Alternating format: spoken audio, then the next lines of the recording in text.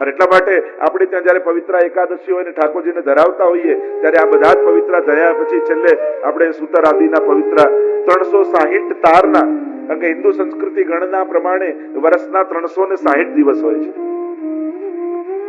જેમ અન્નકૂટની સેવા એ 12 મહિનાની સામગ્રીની સેવા છે, એમ પવિત્રાની સેવા એ 360 દિવસની વસ્ત્રની સેવા છે.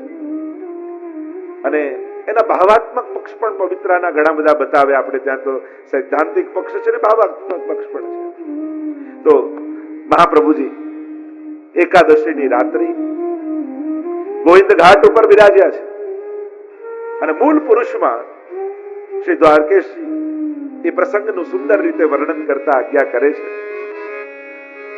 એક સમય ચિંતા ચિતરાઈ દૈવી ભીતિ જાની જાય આસુરી સોમિલત સરાઈ બિન હોય સો કૌન ઉપાય એક સમય ચિંતા ચિત આઈ દૈવી ભીતિ જાની જાય એક સમય ચિંતા ચિતાઈ દૈવી કે બિન જાની ન જાય આસુરી સોમિલી રહત સદાઈ ભિન્ન હોય સો કોન ઉપાય. દ્વારકેશી તો બહુ સુંદર વિસ્તારથી વર્ણન કર્યું છે આખું કે કંઠ પવિત્રા લે પહેરાય મિશ્રી ભોગ ધરી મન ભાય. ચિંતન કરી રહ્યા છે મહાપ્રભુજી, ચિંતા કરી રહ્યા છે કે આ શ્રાવણ માસની રાત્રિ છે અને મહાપ્રભુજી ચિંતન કરે છે કે આ અનેક દોષોથી ભરેલો જીવ, હજારો જન્મો વ્યતીત થઈ ગયા, હજારો વર્ષો વ્યતીત થઈ ગયા, જીવને ભગવાન તે વિખુટા પડે, પોતાનું સ્વરૂપ ભૂલી ગયો છે દૈવી, અનેક દોષોથી ગ્રસિત થઈ ગયો છે. તો એ જીવને ભગવાન સાથે સંબંધ કેમ કરાવવો? કારણ કે પ્રભુ તો પરમ નિર્દોષ નિર્ગુણ છે અને જીવ અનંત દોષોથી ભરેલો છે. આ બંનેની સમાનતા કેમ થાય? બંનેનો સંબંધ કેમ થાય? કારણ કે કોઈ સમાનતા છે નહીં કે સંબંધ થાય. આપણને એમ થાય કે જીવ અને ભગવાનનો સંબંધ તો અનાદિ છે અને છેક ઉપનિષદોમાં દ્વા સુપર્ણા સયુજા સખાયા સમાન વૃક્ષમ પરિશસ્વ જાતે યા યોદ યદંસ સતમ ભજેત. વેદમાં અંશ અને અંશીનો સંબંધ તો છે જ, પછી આ કયો નવો સંબંધ મહાપ્રભુજીને જોડવો છે કે એની ચિંતા કરી રહ્યા છે કે અંશ અને અંશીનો સંબંધ તો છે, પણ મહાપ્રભુજીને સર્વભાવેન સંબંધ જોડવો છે. સર્વદા સર્વભાવેન ભજનીયો વ્રજાધિપ, એ સંબંધ નથી અને મારે તો એ સંબંધ જીવનો જોડવો છે. કારણ કે એ અધિકાર ક્યાંથી એને મળે? એ જગતના પરમ પિતા પરમાત્મા અને એને ખોળામાં રમાડવાનો અધિકાર જીવને હોય. એ પરમ ઈશ્વર જે સર્વમાં આત્મભાવે બિરાજે છે, એને ગોપીઓની જેમ આપણે પ્રેમ કરી શકીએ, એની જોડે સખા ભાવ રાખી શકીએ, એને સ્વામી બનાવી શકીએ? આ સંબંધ નથી. કારણ કે જીવ એ આત્માનો સંબંધ તો ભૂલી ગયો છે, પણ એને સંસારના સંબંધો ખબર છે. એ આ સંસારને જાણે છે.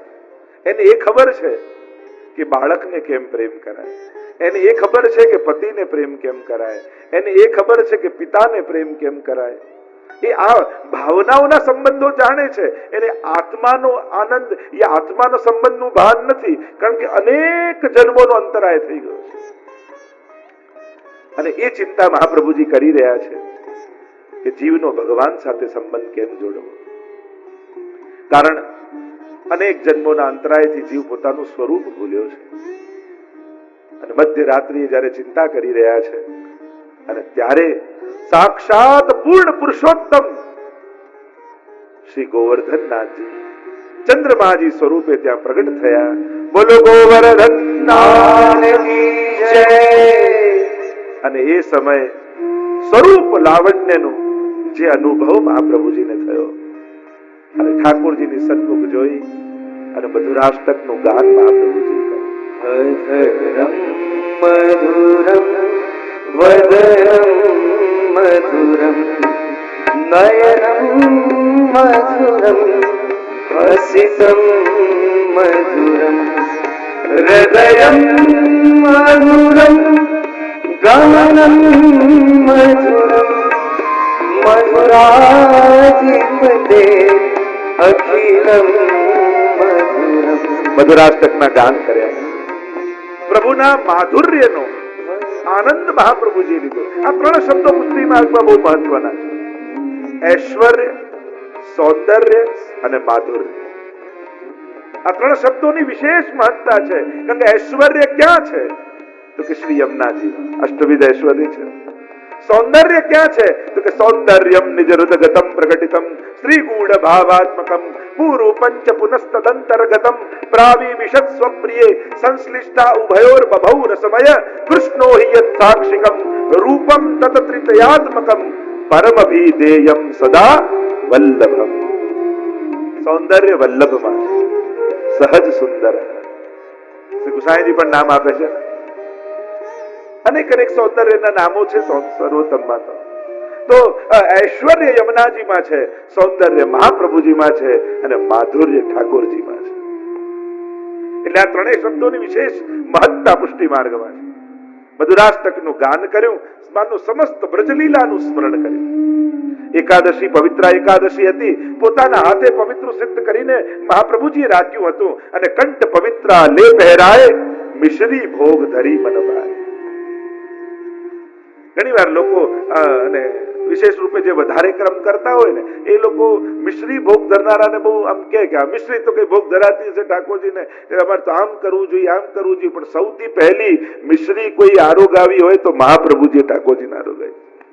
મિશ્રી ભોગનો પણ ક્રમ પ્રમાણ અહીંયા આપણને મળે છે. મિશ્રી ભોગ ધરી મને ભાઈ.